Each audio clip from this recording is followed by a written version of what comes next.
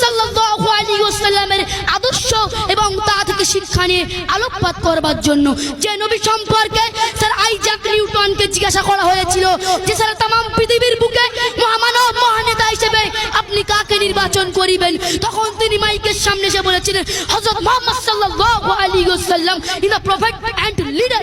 তার আদর্শের কাছে সারা পৃথিবীর মানুষ মাথা নত করতে বাধ্য।